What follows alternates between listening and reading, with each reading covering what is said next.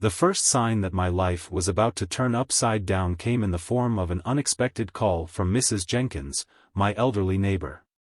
Her voice trembled with urgency, cracking just enough to set my nerves on edge.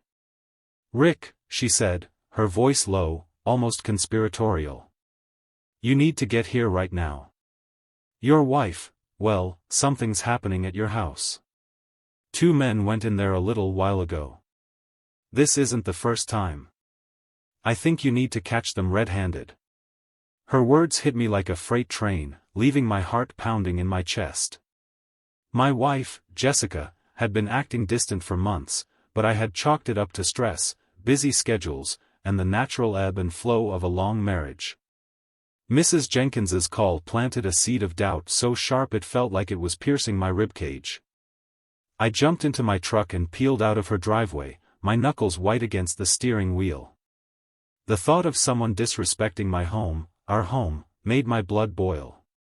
As I pulled onto my street, an eerie silence seemed to hang over the neighborhood.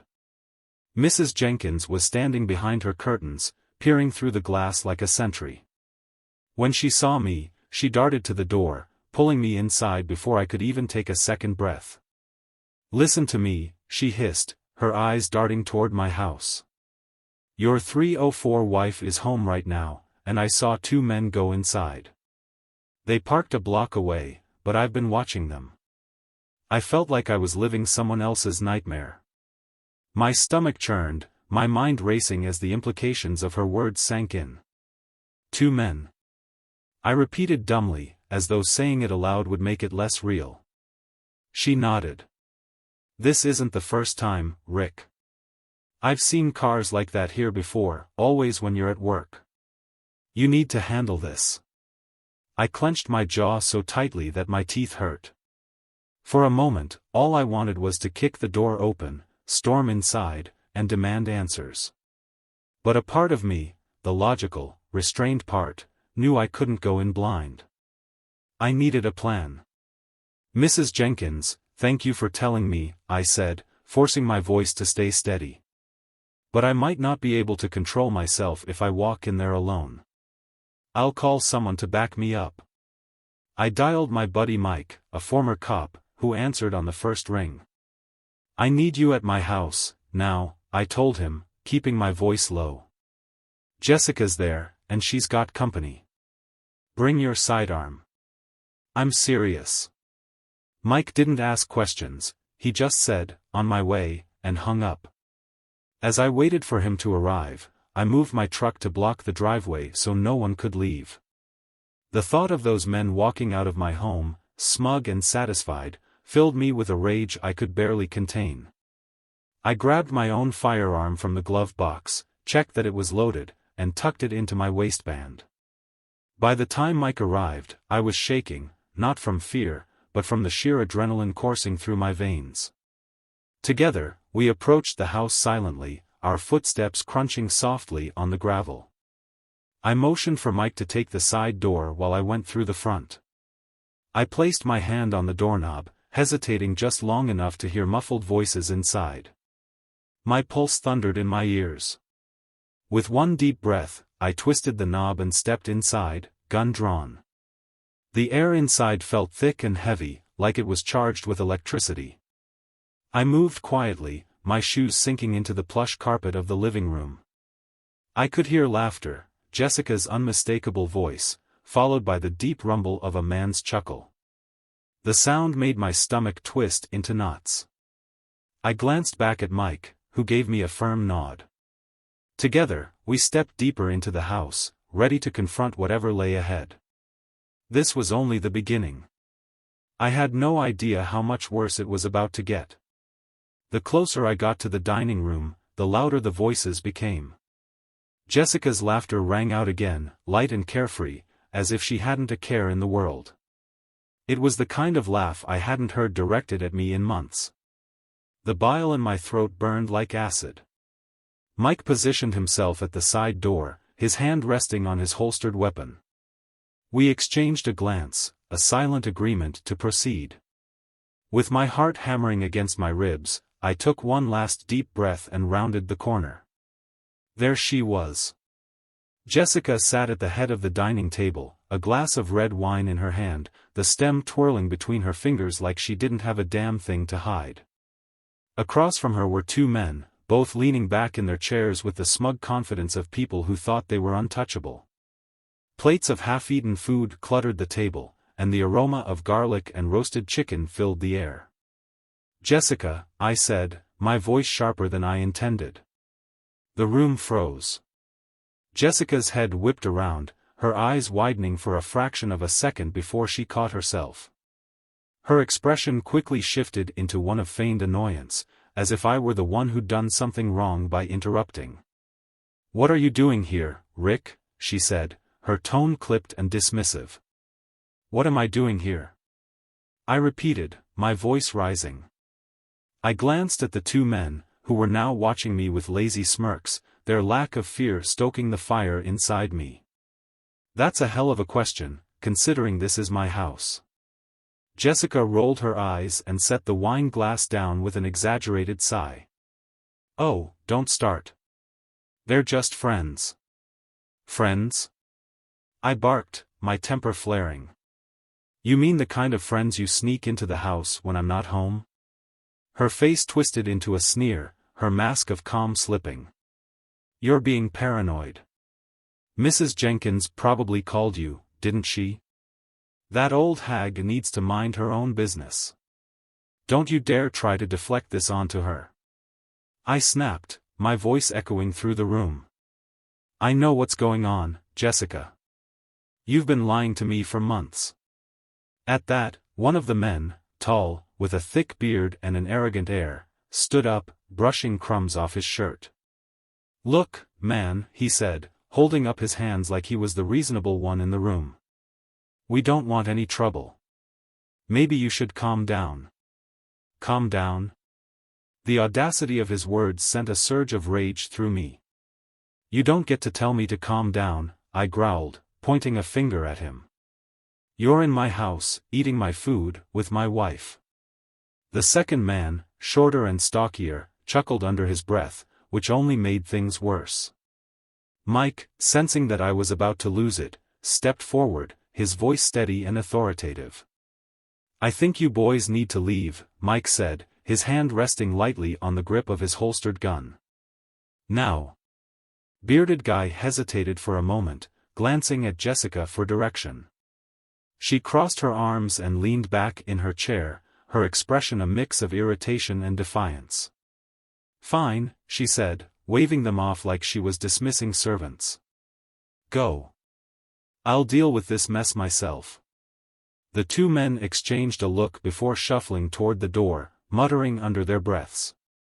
I stepped aside, my jaw clenched so tightly I thought my teeth might crack.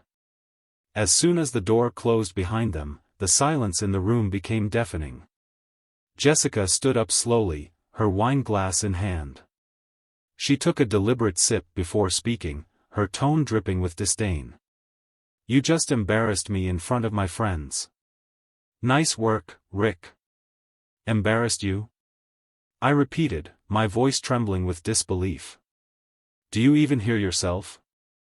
You've been sneaking around behind my back, and you think you're the victim?" She scoffed, setting the glass down with a loud clink. "Oh, grow up. Not everything is about you. Maybe if you weren't so boring and predictable, I wouldn't need other outlets." Her words hit me like a slap across the face. For a moment, I couldn't breathe. This wasn't the woman I had married. The Jessica I knew was kind, warm, and supportive. The woman standing in front of me was cold, calculating, and cruel. "You're unbelievable," I said, my voice cracking. "Do you even care about this marriage? About me?" She rolled her eyes again, her dismissive attitude pushing me closer to the edge. "Spare me the pity party, Rick. We both know this marriage has been dead for years." Her words cut deeper than any knife ever could. All the love, trust, and memories we had built together crumbled to dust in an instant. I felt like a fool for not seeing it sooner, for holding on to a relationship that clearly meant nothing to her. "I loved you," I said, my voice barely above a whisper. I gave you everything. Maybe you shouldn't have, she shot back, her lips curling into a cruel smile. That's on you. I turned away, my vision blurred with unshed tears. Mike placed a hand on my shoulder, grounding me just enough to stop me from doing something I'd regret. Rick, he said softly. Let's go. This isn't worth it. He was right. It wasn't worth it, not anymore. Mike's hand on my shoulder was the only thing keeping me anchored to reality. My fists clenched so tightly that my nails bit into my palms. I looked back at Jessica, still standing there like she had the moral high ground, sipping her wine as if this was all just an inconvenience. Not worth it? I echoed, my voice hollow. You're right, Mike. She's not worth it. Jessica smirked. That damn smirk. It was as if she had won some unspoken battle, as though she had broken me and was reveling in the wreckage. My breath hitched, and for a second, I thought I might scream or cry, maybe both. But instead, a strange calm washed over me. I turned to Mike. Give me a second, I said quietly. He hesitated, clearly unsure if leaving me alone with her was the best idea. I gave him a look that said I was in control, at least for now. He nodded and stepped outside, closing the door softly behind him. I turned back to Jessica, who had now taken a seat on the couch, her legs crossed, swirling her wine lazily. She looked like she was waiting for the next move in a chess game she had already won. Let's hear it, Rick, she said, her tone dripping with sarcasm. What's the grand speech? How I'm a terrible wife. How I've ruined everything. Go on, get it out. Her arrogance was infuriating. Why? I asked, my voice trembling. Just tell me why, Jessica. Was it money? Attention? Did you just get bored? She scoffed, taking another sip. Oh, don't play the martyr. You think you're some perfect husband, but you're not. You're predictable, Rick. You go to work, you come home, you eat dinner, you watch TV, and then you sleep. Day after day, year after year. It's like living with a robot. That's your excuse? I snapped. I worked hard to give us a good life. I thought that's what we both wanted, a stable, happy marriage. Well, you thought wrong, she said flatly. I need excitement. Passion. Something you clearly can't give me. Her words were like daggers, each one slicing deeper than the last. My throat tightened, but I refused to let her see me break. So, what now? Are you going to run off with one of those guys? Or both? Maybe that's what excites you, huh? Her eyes narrowed, and for the first time, her smirk faltered. Don't you dare judge me, she hissed. You have no idea what it's like to feel trapped in a dead marriage. Trapped? I barked out a bitter laugh. You could have talked to me, Jessica. We could have worked on it.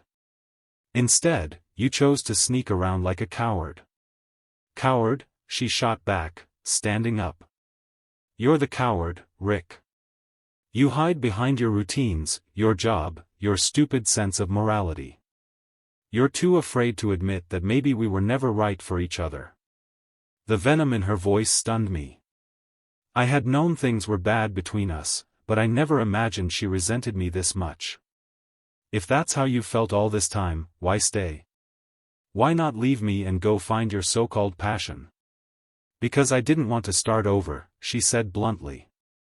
I liked the security. The house. The perks of being married to you. But that doesn't mean I was happy. Her words hung in the air like poison. I felt like a fool, no, worse than that. I had spent years building a life with this woman, thinking we were a team, only to find out I was just a stepping stone in her selfish little game. You're unbelievable, I said, my voice low. You used me. You took everything I gave you and threw it in my face. Oh, don't be so dramatic, she said with a dismissive wave. This happens all the time. People fall out of love. It's life. It's not life, I said through gritted teeth. It's betrayal. She rolled her eyes and picked up her phone, scrolling through it as if the conversation bored her. Are we done here? Because I've got plans tonight. Plans? My voice cracked with disbelief. Are you serious right now?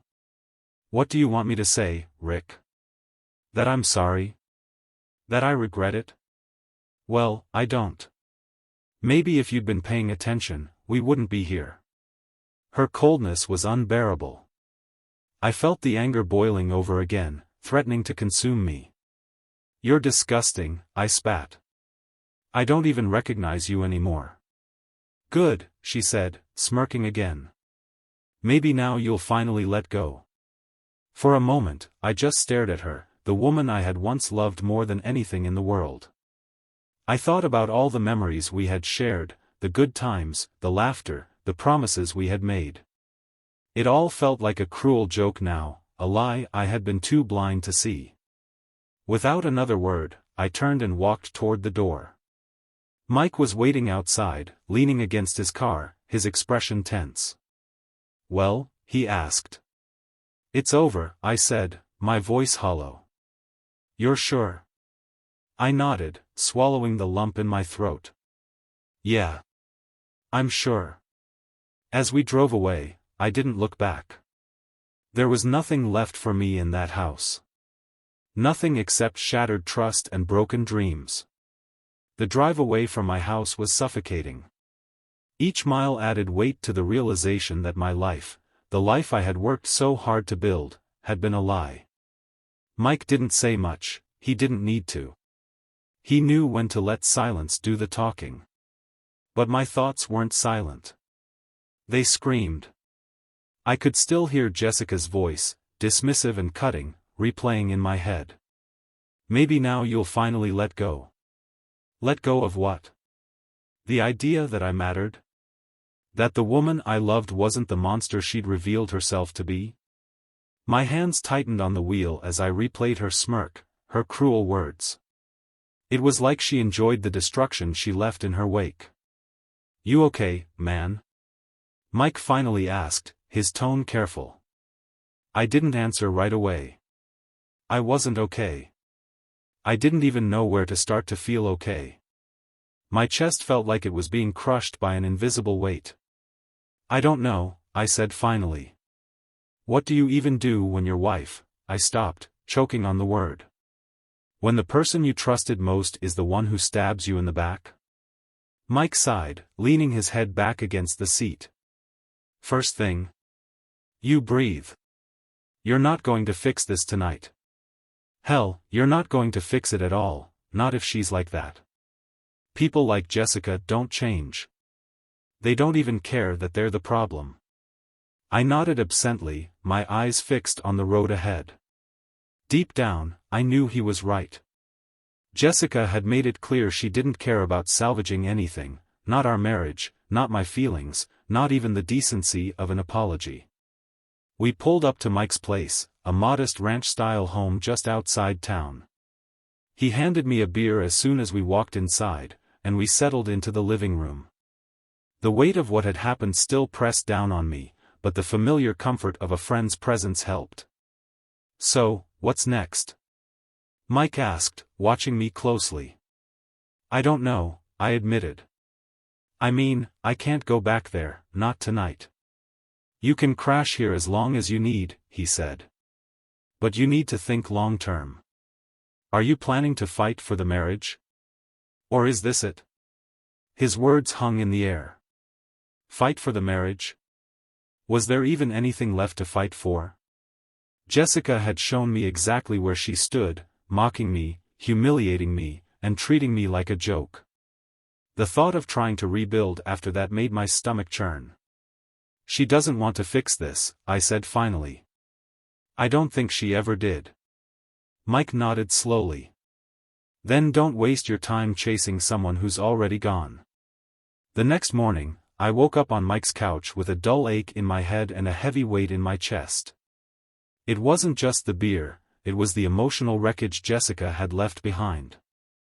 I scrolled through my phone aimlessly, not really looking for anything, until I saw a message from an unknown number. It was a photo. Jessica. With one of the guys from last night.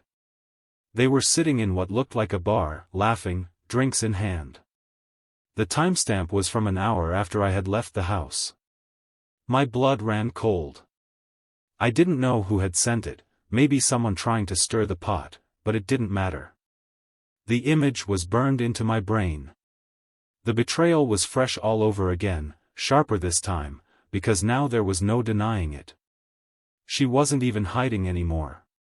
She had moved on without a shred of guilt or hesitation, while I was left picking up the pieces. "You good?" Mike asked, stepping into the room. I handed him my phone wordlessly. He took one look at the screen and let out a low whistle. "Damn," he muttered. "She's not even trying to be discreet, huh?" "No," I said, my voice tight. "She doesn't care. She never cared. What are you gonna do?" I stood up, pacing the room. My mind was racing. I wanted to scream, to hit something, to make her feel the same pain she'd inflicted on me. But what would that accomplish? Jessica didn't feel anything, not remorse, not regret, not even shame. She was a lost cause. "I'm done," I said finally. "I'm filing for divorce." Mike nodded, his expression somber but approving. "It's the right call, man. You don't deserve this." As the day went on, I started making calls, to a lawyer, to the bank, to anyone who could help me start separating my life from Jessica's. But just as I was beginning to feel like I had some control over the situation, my phone rang. It was Mrs. Jenkins. "Rick," she said, her voice trembling. "You need to come home." I froze. "What's wrong?" "I've been watching the house," she said, her tone urgent. "Jessica's there, and there's someone else with her. Not the men from before. Someone new. And they're fighting. Loud." "Fighting?" I repeated, already grabbing my keys. "Yes, Rick," she said, her voice shaking. "It doesn't sound good. You need to hurry." I hung up without another word and bolted for the door. Mike was right behind me, his hand instinctively going to the holster on his belt. As we sped toward the house, my mind raced with possibilities. Who was this new man? Why were they fighting? And what would I find when I got there? When we pulled up, Mrs. Jenkins was waiting in her driveway, her face pale. She pointed toward my house, her hand trembling. "They're in there," she whispered. I didn't wait. This time, there was no hesitation, no plan. I stormed up to the front door and flung it open, ready for anything. What I saw inside was worse than I could have imagined. The door slammed against the wall as I burst into the house. My breath came fast and shallow, adrenaline pumping through my veins like fire. The sound of shouting hit me first, Jessica's voice, shrill and panicked, followed by a man's deeper, more threatening tone. The living room looked untouched, but the noise was coming from upstairs. Mike was right behind me, his hand on his weapon. "Careful, Rick," he murmured, his voice steady. "We don't know what's going on up there." But I didn't care. I took the stairs two at a time, each footfall echoing like a war drum. As I reached the top landing, the voices became clearer. "You're insane!" Jessica screamed.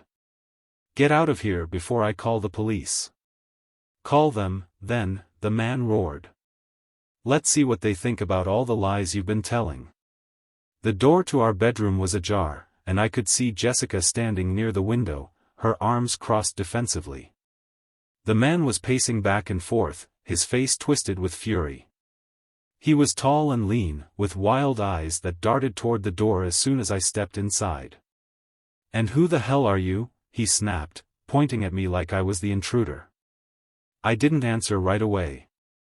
My gaze locked onto Jessica, who looked more annoyed than afraid. "Who is this, Jessica?" I demanded, my voice low and sharp. "Another one of your friends?" She rolled her eyes, her hands flying to her hips. "Oh, don't start with me, Rick. This has nothing to do with you." "Doesn't have anything to do with me?" I repeated, my voice rising. "You've been turning our house into your personal circus, and now there's some lunatic yelling in our bedroom. How the hell does this not involve me?" The man took a step closer, his jaw clenched. "You must be the husband," he said, his tone dripping with contempt. "The clueless idiot she's been stringing along." "Watch it," Mike growled from the doorway, his presence suddenly reminding everyone that I wasn't alone. His hand hovered near his holster, and his eyes were locked on the stranger like a hawk watching its prey. Jessica threw up her hands. "Oh, for God's sake, everyone just calm down. This is Chris, and he's nothing, okay? He's just being dramatic." "Dramatic?" Chris barked, his laugh cold and humorless. "Tell your husband the truth, Jessica. Tell him how you've been playing both of us." "Or should I?" My stomach dropped. I didn't know what this guy was about to say, but I already knew I wasn't going to like it. "What the hell is he talking about, Jessica?" She glared at Chris, her eyes narrowing into slits. "Shut up, Chris. You don't know what you're talking about." "Oh, I don't?" Chris sneered. He turned to me, his expression hardening. "She's been lying to both of us, man. Playing you for the house, the money, the stability, while she comes to me for everything else." "Shut up!" Jessica shrieked, lunging toward him. But Mike stepped forward, blocking her with an outstretched arm. "Stay back," Mike warned. "I'm not in the mood for games." My heart was pounding so hard I thought it might burst. I turned to Jessica, my hands trembling. "Is that true?" I asked, my voice barely above a whisper. "Have you been with him, too?" Jessica hesitated for the briefest moment, just long enough to confirm everything I didn't want to believe. Then she crossed her arms and jutted out her chin, her defiance flaring like a shield. "So what if I have?" she spat. "You're not exactly Prince Charming, Rick. God, you're so pathetic. Always whining about your feelings like that makes you some kind of hero." Her words hit me like a freight train. I felt the blood drain from my face, my vision narrowing until all I could see was her, this stranger who looked like my wife but spoke like a venomous snake. "You're unbelievable," I said, my voice shaking. "I gave you everything, Jessica. Everything. And this is how you repay me?" "Oh, please," she said, throwing her hands up in exasperation. "Don't act like you're some saint. You're boring, Rick. You're predictable." I needed more. Chris snorted. "And I bet you didn't tell him about the money, did you?" Jessica froze, her eyes widening for just a moment before she caught herself. "Shut up, Chris," she hissed. "What money?" I asked, my voice rising. "What the hell is he talking about?" Chris stepped closer, his lip curling in disgust. "She's been taking money from your joint account. Thousands. Says she needs it for the bills, but it's all going into her little escape fund." "Shut up!" Jessica screamed, her voice cracking. "You're lying." But it was too late. My head spun as the pieces started to fall into place. Jessica's sudden interest in managing our finances, the unexplained withdrawals, her increasingly erratic behavior. It all made sense now, and it was like the floor had been ripped out from under me. I looked at her, my voice breaking. "How could you do this to me?" Jessica didn't answer. She just stared at me, her face a mask of contempt and indifference. And in that moment, I realized the truth: she didn't care. Not about me, not about our marriage, not about anything we had built together. Chris turned and walked out of the room without another word, his footsteps echoing down the stairs. Jessica stood there, silent and defiant, as if daring me to make the next move. Mike stepped closer, his voice low. "Rick, let's go." I nodded numbly, my body moving on autopilot as I turned and followed Mike out of the house. I didn't look back. The ride back to Mike's place was deathly quiet. I felt hollow, like my entire being had been scooped out and discarded. Jessica's words, her actions, her complete lack of remorse, it all replayed in my mind like a broken record. And Chris, that smug bastard, had blown her lies wide open, exposing her for the manipulative person she truly was. Mike broke the silence first. "Rick, I don't want to push you, but you need to act. She's not just wrecking your marriage, she's screwing you financially."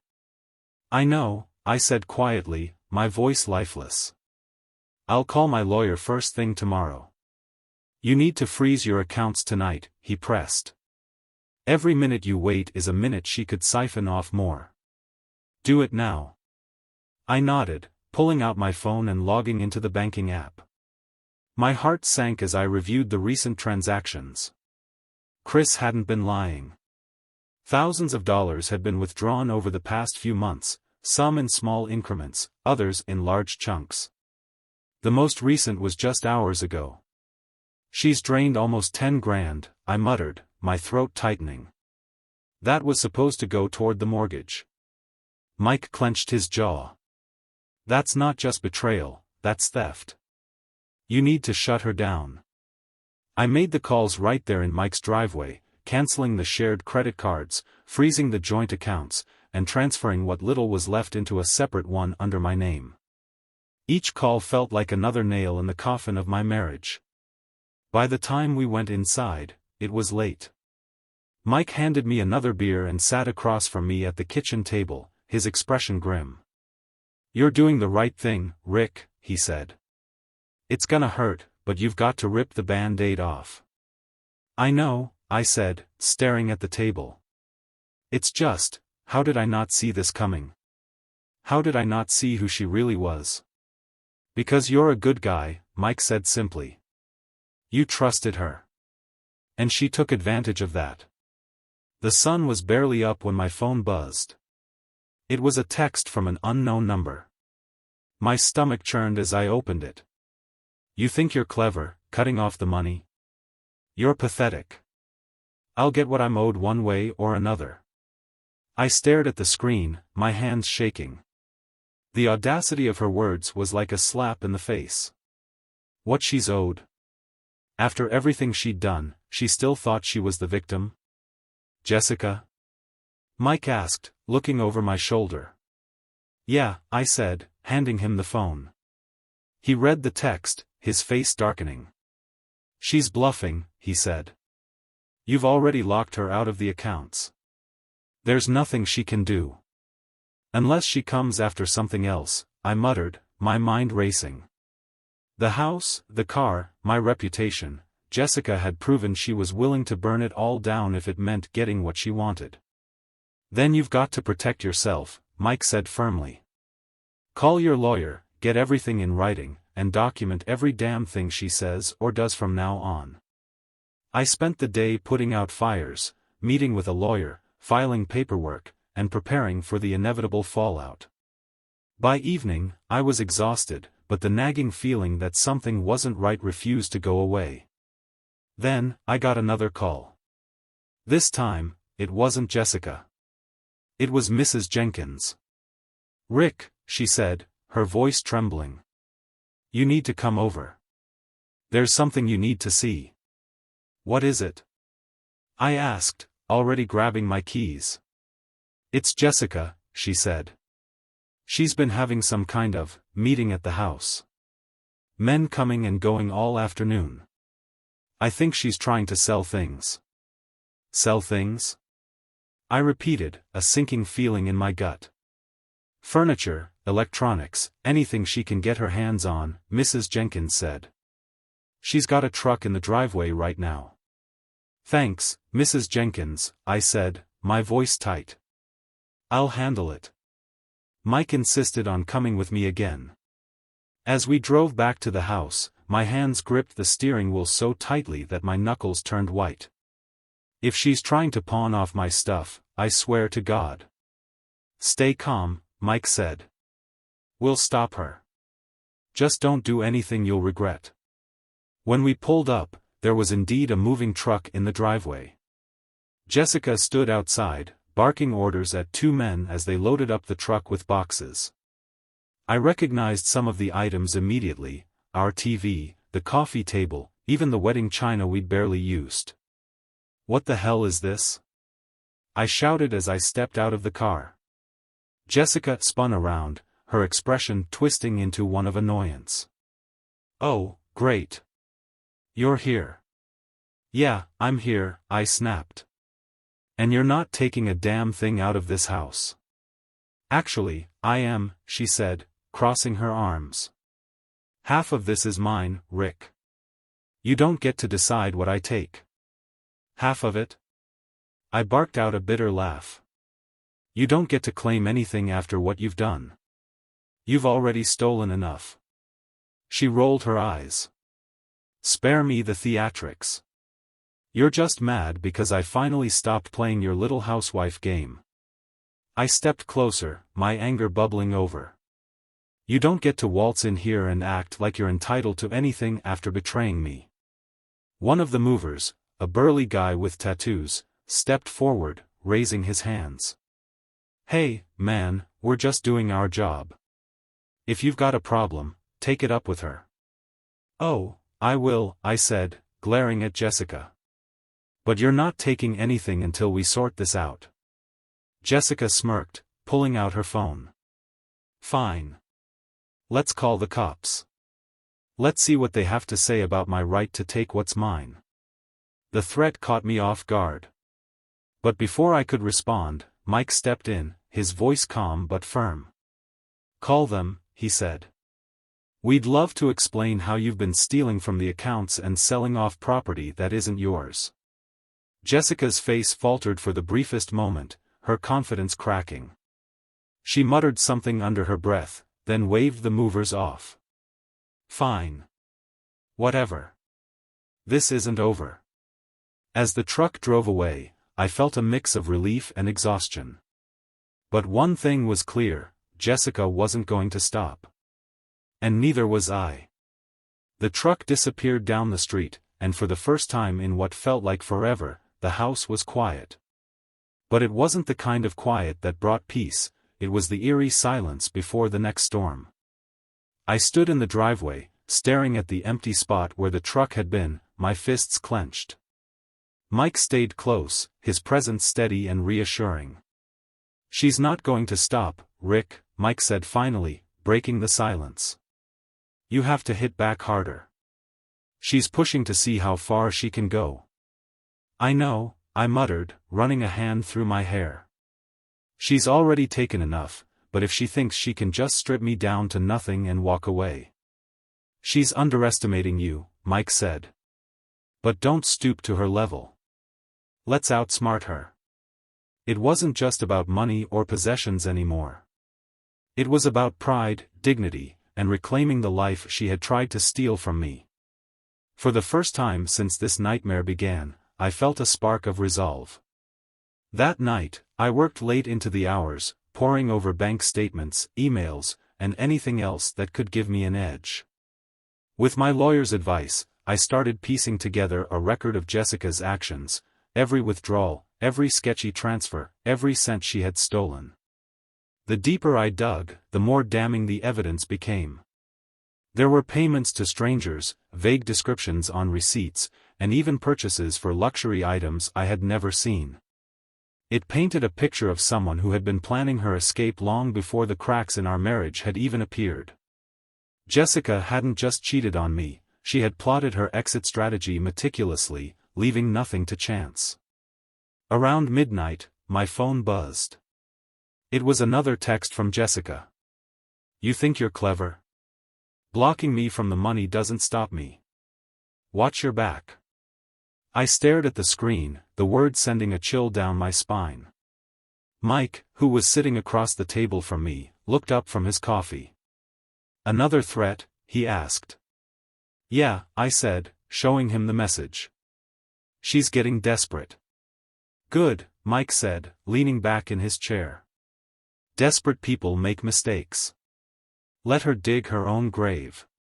The next day, I got an unexpected knock at Mike's door. When I opened it, I was stunned to see Chris, the man who had exposed Jessica's infidelity, standing there. He looked rough, like he hadn't slept in days. "What do you want?" I asked, my tone sharp. "I need to talk to you," he said, his voice strained. "It's about Jessica." I hesitated. Part of me wanted to slam the door in his face, but curiosity got the better of me. I stepped aside, letting him in. Mike stayed nearby, his arms crossed and his gaze wary. Chris sat down, rubbing his hands together nervously. "Look, I know you have no reason to trust me," he began. "But you need to know something. Jessica's dangerous." "Dangerous how?" I asked, narrowing my eyes. "She's been playing me, too," he admitted, his shoulders sagging. "When I found out about the other guys, I confronted her. She flipped out, said I was nothing to her, that I was just a tool. Then she started threatening me, saying she'd ruin my life if I ever crossed her." His words hung in the air like a bad smell. I wanted to hate him, but there was something in his eyes, a mix of fear and regret, that made me listen. "Why are you telling me this now?" I asked. "Because she's unhinged," Chris said. "And I think she's going to come after you harder than you realize. She doesn't just want out, she wants to destroy you." I leaned back, the weight of his words settling in my chest. Jessica had already taken so much, but if Chris was telling the truth, she wasn't done. Not by a long shot. "What do you suggest?" Mike asked, his voice cold and measured. Chris hesitated, then reached into his pocket and pulled out a flash drive. "This," he said, sliding it across the table. "It's everything I have on her, texts, emails, even recordings. She's been lying to everyone, not just you. She's been scamming people, playing men against each other, and hiding money offshore. If you use this, you can stop her." I stared at the flash drive, a mix of anger and gratitude churning inside me. "Why are you giving this to me?" I asked. "What do you get out of it?" Chris looked down, his jaw tightening. "Because I loved her, man. I thought she was different. But she used me, just like she used you. I can't fix what I did, but maybe I can help you stop her." With the flash drive in hand, I felt like I finally had a weapon of my own. That night, I met with my lawyer again, showing him the contents of the drive. His eyes widened as he skimmed through the files. "This is big," he said, his tone serious. "If even half of this is true, she's in deep. Fraud, theft, even conspiracy, it's all here. Can we use it?" I asked. "Absolutely," he said. "But we need to be smart about this. If she catches wind that we have this, she'll double down." I nodded, my mind racing. This was my chance to turn the tables, to take back the power she had stolen from me. But it wasn't just about revenge, it was about justice. Jessica had hurt too many people, and it was time she faced the consequences. That night, I sat in Mike's living room, staring out the window at the darkened street. The flash drive felt heavy in my pocket, like it carried the weight of every betrayal, every lie, every moment of heartbreak. But for the first time in weeks, I felt a glimmer of hope. Mike sat down next to me, handing me a glass of whiskey. "You ready for this?" he asked. "Yeah," I said, my voice steady. "It's time she learned you can't destroy people's lives and walk away unscathed." He raised his glass in a silent toast, and for the first time in what felt like forever, I smiled. The storm wasn't over, but I was ready to face it head-on. The plan was set. My lawyer filed the necessary paperwork to protect my assets, and the evidence on the flash drive became the foundation of a legal case that could not only stop Jessica but hold her accountable for everything she had done. It was no longer just about divorce, it was about justice. 2 weeks later, I found myself in a courtroom that felt far colder than any place I'd ever been. Jessica was there, of course, dressed to the nines, projecting an air of calm indifference. But her confident facade cracked and the evidence from Chris's flash drive was presented. Emails outlining her schemes. Texts to multiple men, stringing them along while mocking them behind their backs. Financial records showing the offshore account she had been funneling money into. And perhaps the most damning, a recording of her bragging about how easy it was to manipulate me. "Rick doesn't have a spine," she had said, her voice dripping with derision. "He'll roll over like he always does." Hearing that in open court sent a ripple of murmurs through the room. Jessica's smirk faltered as the judge's expression turned stone cold. Her lawyer scrambled to mount a defense, but it was clear they were fighting a losing battle. By the end of the day, the court ruled in my favor. Jessica was ordered to repay the money she had stolen, and any claim she had on the house or other assets was voided due to her fraudulent activities. But the victory wasn't just financial, it was the look of sheer panic on her face as the reality of her situation sank in. Jessica tried to save face, of course. She made a dramatic show of storming out of the courthouse, shouting accusations about how I had set her up. But no one was listening. Her lies were exposed, and the network of enablers she had built around herself began to crumble. Chris reached out to me a week later. "I heard what happened," he said over the phone. "I'm glad she didn't get away with it." "Me too," I said. "Thanks for stepping up. I know it couldn't have been easy." "Yeah, well," he said with a sigh, "I guess we both learned the hard way who she really is." In the weeks that followed, I began to rebuild. The house that once felt like a monument to failure became a blank slate. I threw out anything that reminded me of Jessica, her clothes, her photos, even the furniture she had picked out. Every empty space felt like a step closer to reclaiming my life. Mike, as always, stayed by my side. "You know," he said one night as we grilled steaks in the backyard, "this could have broken you. But you didn't let it." "It almost did," I admitted. "But I think I needed to hit rock bottom to realize what really matters." "And what's that?" he asked, flipping a steak. "Respect," I said. "For myself. For the people I let into my life. I spent so long trying to fix something that wasn't worth fixing. I'll never make that mistake again." Months later, I found myself sitting in a quiet coffee shop, reflecting on everything that had happened. The scars Jessica left were still there, but they no longer defined me. I had started going to therapy, reconnecting with friends I had neglected during the marriage, and even exploring new hobbies. Life wasn't perfect, but it was mine again. That's when a woman approached my table, her smile warm and genuine. "Is this seat taken?" she asked, gesturing to the empty chair across from me. "Not at all," I said, smiling back. We started talking, and for the first time in what felt like forever, I felt something I thought I had lost: hope. Not the kind of blind hope that had kept me tethered to Jessica for so long, but a quiet, steady belief that the future could be better. Looking back, I realized Jessica had taught me something, even if it wasn't the lesson she intended. Betrayal is devastating, but it's also clarifying. It strips away illusions and forces you to confront hard truths, about the people in your life and about yourself. If I had any advice for someone going through the same thing, it would be this: don't let someone else's darkness consume you. Stand up for yourself. Fight for your dignity. And when the dust settles, let go. Not for them, but for you. Because in the end, the best revenge isn't anger or bitterness, it's building a life so good that the people who tried to destroy you become nothing more than a distant memory.